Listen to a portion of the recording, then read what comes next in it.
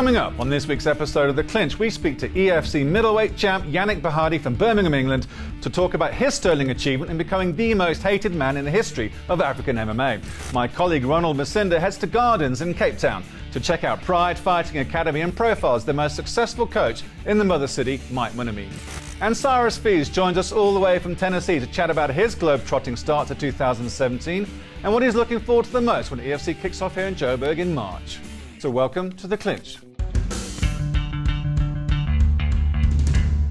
Well, the last time I spoke to my next guest, he was spending 9 weeks out of 11 away from his family as the most popular global commentator in combat sports. Joining me all the way from Tennessee is Cyrus Fees. Cyrus, surely you've had some downtime over the festive season, are raring to hit 2017. Just give us an update on the promotions, who you'll be on the mic for in 2017. Wow. Well, there's a lot, obviously, EFC Worldwide.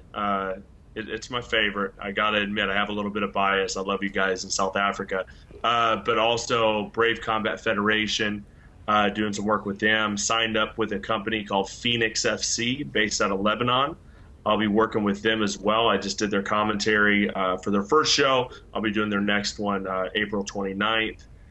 Elite Boxing, just a number of shows. And I'm always taking on new stuff as well, some regional stuff here in the States. So I try to stay as busy as possible and do as much work as I can. Are you still with Art of War out in China? Is that promotion still carrying on?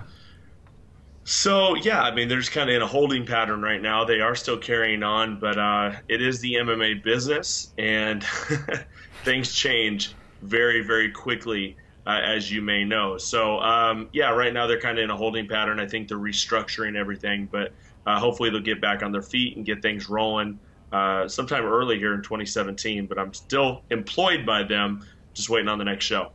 So I see that you're calling the action in Curitiba, Brazil in March for Brave. Yes. Will you be able to fit in EFC 57 around the same time? Oh, absolutely. Yeah. So, yeah, EFC is going to be March 4th. I'll be headed down to Brazil, I believe, on the 18th. And I think they're going to be announcing another show in March as well. I don't think they've put out the press release yet, so I'm not going to say it yet. But there should be another show in March, early April as well. But yeah, definitely I'll be able to fit everything in, and I'm excited to get back to work. It's kind of a slow time for me, so I'm kind of fiending for some MMA action, some kickboxing, and it's kind of hard. Get a little bit of cabin fever here in the States. So what's the first promotion you're going to be covering this year then? What's the first one coming up for you? So yeah, internationally it's going to be EFC. So that's going to be the first one, March 4th. Super excited about it, and I'm sure we're going to get into some of that card and some of the changes and some of the things that have been happening. But yeah, I'm excited to get back to South Africa. 10 shows a year. It's kind of a second home to me. I have a lot of friends and people I consider family, and yeah, so I can't wait to get back and kind of get back to work. Yeah, I'm very excited for the Curitiba card because I know you're calling action there with Frankie Edgar. I want to get into that for a minute, but they've just signed Lucas Martins, such an exciting fighter who was cut from the UFC after winning his last fight. 4 wins in that promotion he won and then got cut. Yes. But now you've got Julio Neves, who's only 22, but has got a pro record of 32 wins and 1 loss. Their roster's shaping up to world class at Brave, isn't it? Oh, 100%. Yeah, they're going above and beyond. They're using their resources. They're, quite frankly, spending the money. They're going out there and getting the top free agents, and they're making a real push at it. I don't think they have any plans on world domination and trying to take over the UFC or anything, but at the same time, they're going to give you a very nice premier product, top flight as far as the talent, the fighters, the whole staff, and yeah, I'm very happy that I came upon this show because it's really making some serious moves here in 2017. So I'm really excited about it. And those signings you're talking about, big time stuff. And then, of course, Jeremy Smith as well. So a lot of crazy stuff happening with Brave. It's really just exciting to see it all unfold. Yeah, there's two South Africans on that fight card, isn't there? Jeremy as well as Rudy Roots. I mean, how do you think they'll get along in that kind of a roster of that depth? Well, I don't know. It's one of those things. I mean, Jeremy's, done the international thing before. So, he's kind of been there before. Rudy, I'm not exactly sure if he has. But, this is it's a big opportunity for them to kind of prove that they're not only big dogs in South Africa, that they can compete on that world scale. So, yeah, I mean, I think they can definitely hold their own. They definitely have the skill set. it's just all about that long trip to Brazil. I mean, that is not a short trip. Managing the jet lag, that sort of thing, is going to be very important, and we'll see how they adjust and how they do inside that cage. So it's going to be interesting. You're no stranger to sharing the mic duties with some of the greats in the sport. Your work with Charles Sonnen stands out in particular to me. You're sharing your play-by-play with Frankie Edgar this time. How excited are you for that? I'm really excited. I mean, you know, Frankie is one of the best that we've seen in the last decade as far as just a durable, consistent fighter, and a great character as well. You know, he's from up there in New Jersey, so he kind of has that sort of swag going about him, and I'm excited about it. I mean, just, you know, hanging out with these guys, and we're still fans, you know, at heart. I mean, I know you are as well. And being around some of these fighters is just kind of exciting. Sometimes you mark out. So I'm excited to get to know Frankie a little bit. I've never met him before. So I'm excited to meet him and kind of get our chemistry going, and then finally get to fight night and get down to business. But I mean, he definitely has the skills to handle it. So I'm very excited to work with him. I think it'll be a pretty good team.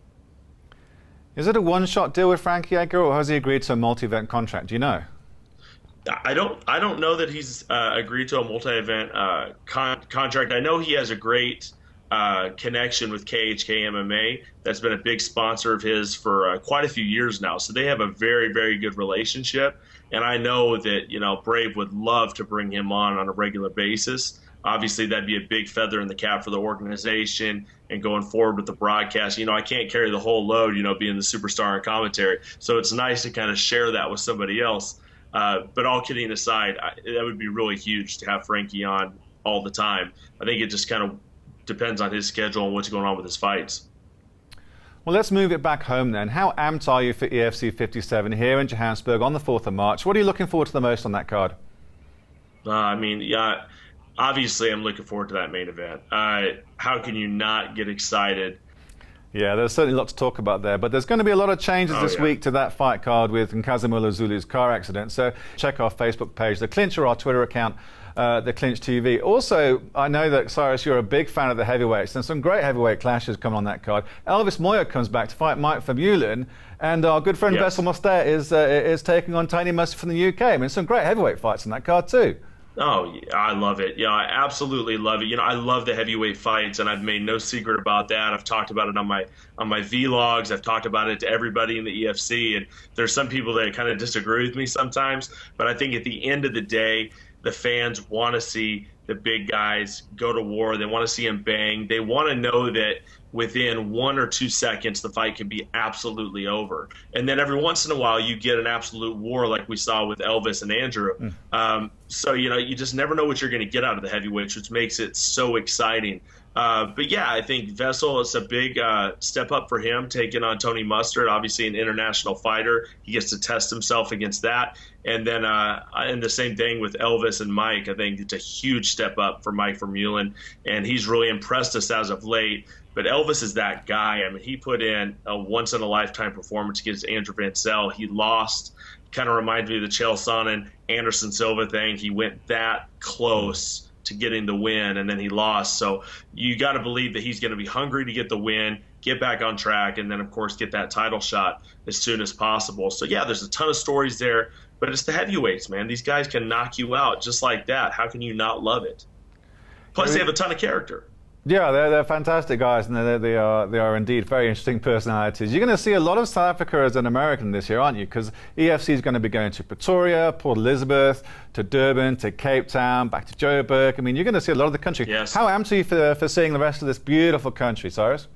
I'm very excited about it. You know, I've heard about it a lot of these places, Pretoria, Port Elizabeth, et cetera. And obviously I've been to Durban before a couple of times, and I did really like Durban. And I think there's a lot that I haven't seen, so I'm excited to kind of check that out as well. I know we're going to be in the area again, and I know the Durban fans are super amped for that. And one thing that I do remember is my first event was 38, and it was in Durban, so it kind of holds a special place in my heart. Because that was the first time that I ever really experienced South Africa. So it was kind of a big deal, and I'm excited to go back because the fans are rabid fans.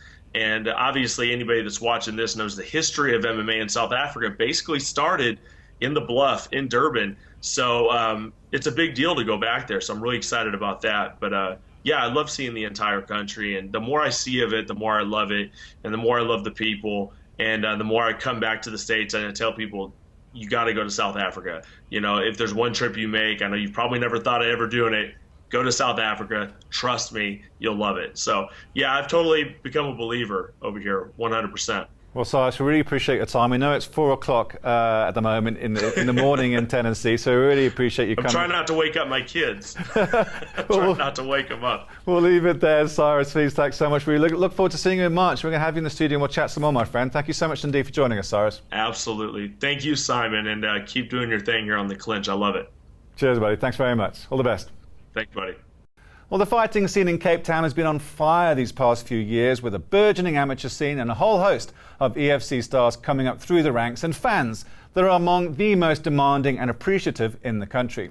If you ask anyone from the Western Cape where to go train in MMA, the one name that pops up more than most is PFA, the Pride Fighting Academy. So my colleague Ronald Macinda headed off to Hope Street to speak to its founder and local legend, Mike Mouneimne.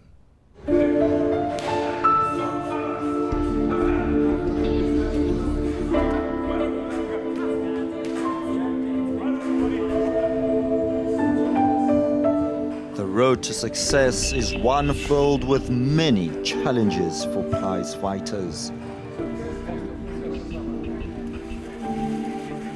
The blood, sweat and tears is a way of life for them. The role of the trainer is so essential. Under their tutelage, fighters remain far more dedicated and disciplined to achieving their goals. This is the story of mixed martial arts trainer Mike Mouneimne. Look, I don't think you can keep any fighter satisfied. You know, you're always going to give, and they're always going to want more. Fighters have a very selfish thing where it's all about me. Each fighter wants to become a champ, and they're dedicated to themselves. Sure, they're part of a team for a period of time, but no matter what you give them, no matter how much you look after them, no matter how much they learn from you, eventually they're going to move on and they're going to feel like they haven't received enough. So I don't think you can ever keep them happy. It's a journey that they'll go through, and I think as they get older and mature more, and they have their own experiences where they get burned by people, they'll also start to understand what coaches go through. But as a coach, it's hell of a rewarding when you see your guys do well and achieve belts or good wins. But it's heartbreaking also, because those guys you put so much love, time and energy and effort into end up leaving. It's just one of those things. The coaching game is very personal. You get very attached to guys because you spend 6-7 hours a day in the gym with them, and you see them at their best and you see them at their worst, and then you kind of become blood. And then when they move on, it's quite a difficult thing to accept. But Mike is no stranger to adversity. Mouneimne's tale began when his parents fled the war-torn nation of Lebanon for South Africa in the late 70s. While growing up in Cape Town, Mike took a liking to karate and at the age of 21 became the SA champion. His love affair with combat sport saw him compete in other disciplines such as kickboxing and Muay Thai. But the turning point of his career came in 2001, when he and younger brother Umar opened the Pride Fighting Academy. The gym has since become home to some of the country's top extreme fighting championship fighters. We had guys in the past fighting in MMA shows, unsanctioned though. There wasn't any regulating bodies. It was well put together, just not recognized. So here you go, Irshad Syed. Among the top fighters at his stable is EFC bantamweight star Irshad Syed. According to the 39-year-old trainer, coaches must always take less credit in the successful careers of fighters, as the pugilists are always the ones who put their lives on the line. Can Doyle survive it? He's coming up, and he stopped it! And take a look at that, a new champion. You got to be respectful, you got to be humble, you got to be disciplined, and you got to keep your ego in check. Fighting isn't about me, it's about my guys. So I don't want to walk around and go, look at me, look what I'm doing, look what I can do, look how great I am. It's not about me. If it was about me, I should be getting into the cage and fighting. To make your mark as a coach, I think people want to see what you've achieved with your fighters, how many wins they've racked up, or have they won titles, or how good their skills are. Because you can lose fights but still be highly skilled. So I think based on your fighter's performance, win or lose, they'll see their ability as a fighter, they'll see their heart that they have, and they'll see the effort that they put in and the show they put on. I think based on that overall performance, I think they can judge whether the coach is a good coach or a bad coach. And also listening in the corner, the advice that the coach will give during the fight, after the fight, before the fight. I think you can also determine whether a guy is genuine, sincere, and actually knows what he's talking about. A trainer is often described as the brains behind a fighter. But for the likes of Mouneimne, coaching doesn't only entail teaching a fighter various techniques to succeed in battle. Earning the respect by those you train also goes a long way in thriving in MMA. Ronald Masinda in Cape Town. Well, calling out fellow fighters is certainly not rare in mixed martial arts. In fact, it's something that promoters encourage all the time. But even I can't recall a fighter who's the target of so many requests to meet in the middle of a cage than the current EFC middleweight champion Yannick Bahati. This guy has turned being the heel of an organisation into an art form and has riled up more fighters than I've got fingers and toes. And he joins us now from Warwickshire, England. Yannick, be honest, playing the villain's just a way of selling tickets and pay-per-views, isn't it? People think that, but in my opinion, to be honest, I'm just being myself, and it's not an act. I'm just being truly to myself, and whatever you see is what you get. So what are your honest thoughts about South African MMA fans? Because they've got some strong feelings about you. Yeah. In my opinion, they don't seem a bit too smart. I think they're a little bit behind in the sport. They don't really understand the sport. From the comments that I read and the comments that they view towards me, I think, to be honest, they have no clue about the sport. I think they're a little bit dumb. So I've given them a message before in the past, and it is what it is. Well, right at the front of the long queue to fight you is Dricus du Plessis and Norman Vessels. Putting you on the spot right now, who would you prefer to fight first and why? I would prefer to fight Dricus, 100%. To me, Chef, in my opinion, he's got nothing to offer. I was more interested in fighting him when he was a former light heavyweight champion. Obviously, he gave up that belt. So to me, fighting Chef is just another fight to me defending my belt. But Dricus, obviously, Dricus is a big star over there in South Africa and by the EFC fund. I was reading some news article by Ruckus Media, and they've got him as top 5 pound for pound, the best athlete and fighter in the EFC. So obviously, me fighting Dricus will put me up on that level. So, because obviously, as I say in the past, that I want to be the best. Well, I believe I'm the best middleweight. Plus, I believe I'm the best fighter in the EFC. So, by being someone like Dricus, I think it'll put me in the spot where I want to be. Well, and plus, I don't like the guy. I don't really like the guy. So. No, that's pretty evident that you don't like him. Your last loss was to his teammate, wasn't it, Michiel Opperman, who's undergoing an investigation right now into a positive test for a banned substance. What are your thoughts on that? And do you think that the result should be overturned into a no contest? First of all, I definitely think the contest should be overturned to a no contest. That's usually the basic procedure when someone fails a drug test, especially when they fail a drug test for that fight. Obviously, myself, I got tested also straight after the fight. Opperman got tested also straight after the fight. Obviously, he failed the drug test when he fought me. So the common thing is to overturn the fight to a no contest, and I believe that's what they'll do. Another thing, I'm not really surprised why he failed the drug test. In my opinion, I've stated in the past that a lot of the athletes over there are on some kind of illegal drugs, especially in my opinion, I believe the CIT and the FFM team, they're probably the biggest guys who are on them kind of stuff, in my opinion. I've had friends in the past, in 2010, I believe. My old sponsor went over to South Africa, USN, to visit the camp. They did a few seminars at Drickus' gym. And when they were there, they stated that they were all on drugs. And this is way before I was signed by the EFC. So me coming into the organization, I already knew that a lot of the athletes will be on something. So I wasn't too surprised. I stayed before in the past. When I faced up against Opperman, I grabbed his chest. I looked at his chest area. I looked at it was a bit womanly, so his breasts would be a little bit too. We call them over here manted. So that shows to me that he probably is on something. Plus, I wasn't surprised in my opinion. So, yeah. Well, that's quite an accusation for the two best camps in Africa to all be juicing. But despite all the talk and despite all that kind of the niggling that you seem to really enjoy, you do kind of like playing the villain, don't you? I definitely do enjoy that part. Plus, in my opinion, when I'm there, to me it's a bit funny how they overreact. Do you know what I mean? So I just tell them how it is. They get a bit upset. If I see that my opponent's a bit soft on the belly, I'll tell him.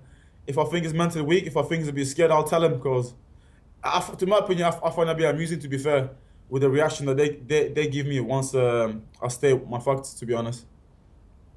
But Yannick, do you enjoy coming here and fighting? Do you like coming to South Africa? I mean, what do you think of the country as a whole outside the fight scene? Obviously, originally I'm from Congo, so I'm from Africa, so I love the continent, I love the country. I've been there several times now, so it definitely beats this weather over here. So obviously right now it's freezing, it's raining outside. Obviously the sea is beautiful. I've been there for the safari park. The area is nice, and of course I do love fighting over there in Africa, 100%. Has the EFC given you any kind of indication of when your next fight will be, or when your next title defense might be? Obviously, they told me that I'll be fighting in May against Chef. I believe it'll be at EFC 59. But obviously, when I fought in December, I told them that I would like to fight in March. And when I got there, I found out that obviously Dalcha will be fighting Opperman for the current, for the official heavyweight belt. So I told them I want to fight in March regardless. And I also told them that if one of them pulls out, either it's Dalcha or Opperman, I'll be more than happy to step up. Either it's 1 week, 2 weeks, 1 day notice, I'll be more than happy to step up and fight. So I've been trying to get a fight in March. Obviously, Dalcha said no to the fight. That's a different story as well. Said no to the fight. So I asked, can you put me on the card? They couldn't give me a fight. So at the moment, I've asked to be released for 1 fight contract to fight outside the EFC. So, but we try to sort something out. If will I fight over here, most likely in England, in one of the biggest shows, or I'll wait till May. So plus I've got 1 fight left in my contract. So we're just trying to sort our stuff at the moment right now. So, but if things don't go to plan, I'll fight a match over here in England. And if we saw the contracts a bit earlier than that, then I'll wait till May. So things are a little bit up and down. I've got too many choices. I got a choice to make. So we'll just see what the UFC comes up with me with the contracts and stuff. Can you give us any kind of indication of what that UK-based promoter might be? I'll say it's probably one of the top 3 organisations here in the UK, or even not even the UK, in Europe, to be honest. Okay, well, you'll certainly be a loss if you no longer fight in Africa, because you've been a fantastic character throughout the organisation. And talking about Champion Dalcha, your first fight in the UFC was a decision loss to Champion Dalcha. Do you think that it'll be any different the next time around? Sorry, one sec. Before that, I still got 1 fight left on my contract, and I plan on doing that 1 fight, and that'll be in May. But the problem is, I just wanted to fight before May. I asked the UFC to put me on the EFC. I think it's March 5th. Is it in? I believe in Johannesburg coming up. Yes. Boyd Allen. I asked to be put on that card, but they couldn't give me an opponent. So I said, in that case, I would like to fight outside the EFC for just 1 fight contract. So that's what we're trying to sort out. But I'll definitely be back in UFC 59 fighting get a Chef. That's 100%. But I just would like to fight a little bit earlier before that. That's all. Yeah, we had Norman on the show a few weeks ago, and he says he was really looking forward to taking you on as well at middleweight. So that's going to be a fascinating scrap. I can't wait for that. You often come out here with your mate and training partner Joe Silk Cummins, don't you? He hasn't fought since last May. He had a bit of injury. When can we expect to see him back here as well? Do you have any idea? I spoke to Silk a couple of weeks ago. I know he's interested in fighting. He also asked, because obviously I asked to be found on the March card at the EFC. He also asked the EFC to fight in March also. I don't know what's the situation there. I know he wants to fight, what did he say? I believe he's Dino. Is it Dino Baga? Dino Bahadi. His last name? Yeah. Yeah, he asked for Dino and Martin also. Martin van Staden, yeah. Yeah, so that's the two opponents that he's interested in fighting, to be honest. So he asked for them fight. I believe they're booked. I'm not too sure. Yeah, they are. But there we go. But he asked to fight in March. So I don't know what's up with that situation, to be honest. Well, it would be great to see him come back soon. Also, a fantastic character. Of course, Rocky, Leon Edwards, also from UTC, is fighting on the main card at the UFC London event this March. How's his preparation going? Oh, his preparation is going great. We've actually got two UFC guys. We got obviously Tom Breeze, who was also part of our team. Recently just joined our team. He's also fighting in at UFC in London in March with Leon also. I believe they both will be in the main event. Both of the training are going great. They're looking sharp. So I'm also I'm in camp. I'm also helping them guys get ready for the fight also. I've got a question for you. Do you know what's happening with Dalcha? Because obviously he said no to fighting me. So what's happening with Dalcha's situation over there? Yeah, I have no idea. Obviously, he needs to find an opponent. Otherwise, his interim bout becomes an interim bout, and he's rather disputed champion. It's one of those things where it would have been a great fight for you. You're prepared to take it. He obviously can't fight Michiel until this investigation's over. So I think Graham's probably scrambling. That being said, there's some great light heavyweights, some great heavyweights coming around. It depends whether anyone's prepared to move up or down divisions to face him, and whether he'll accept that. I think it is disappointing that he didn't accept the fight against you, because it would have been a cracker. Yeah, to be honest, when obviously I told Graham, Graham, Opperman is fighting Dalcha. I told him, listen, I told this like by December time. I go, listen, I'll be more than happy to step up. I've done it before. So, and obviously, a couple of weeks later, they told me, yes, you've got the fight. They'll confirm the fight once they speak to Dalcha and his team. And when I heard that, I was straight away in camp. I truly believe that he'll have no reason to say no. So it was quite surprising to me that he said no. One, because he's already been on paper. He's already been me before, and two is technically he's not the real champion. He's only the interim champion at the moment. But if he were to fight me and win, then obviously he'll become the official light heavyweight champion. So I find it's a little bit funny in my opinion, to where he's given up basically a chance to become the real champion. So it was a bit kind of funny in my opinion. Plus, he had 8 weeks to prepare, so it wasn't like that's 2 months. That's a full camp in my opinion. And also they gave, I believe I read this, they gave the fight to what's the light heavyweight from FFM, Chef's teammate, Chad Hanekom. Yeah, they gave it to Chad, and he said no because of timing. And at that time, he had 8 weeks to prepare, so he said no to the fight also. So I don't know what's wrong with all these light heavyweights. In my opinion, I believe that should be stripped, and let someone else fight for the belt. And I believe I'll be next for that title eventually soon. So with that in mind, Yannick, if a guy like Norman Vessels is prepared to move down to middleweight to face you for your belt, are you prepared to change weight divisions to face Dricus du Plessis? I definitely can make welterweight. that's sure. I definitely can make that weight. Yeah, but if obviously Dricus was a former middleweight. His last fight was for middleweight, so I don't mind me giving him a shot, and we can fight for my middleweight strap, me against Dricus. Well, Yannick, thanks very much. We really appreciate your time today, crossing live from Birmingham, Warwickshire, England. We'd love to see you back. We can't wait to have you back. So don't go anywhere any soon. All the best, mate. Thanks for joining us. Oh, thank you, buddy. Cheers, guys. Cheers, thank mate. you. See ya. Well, that's your lot for this week's episode of The Clinch. Don't forget you can get hold of us through all the usual social media accounts. If there's anything whatsoever that you want to share or you want to see, please get hold of us. Join me next week for more insight, features and interviews. Thanks for watching. Be good.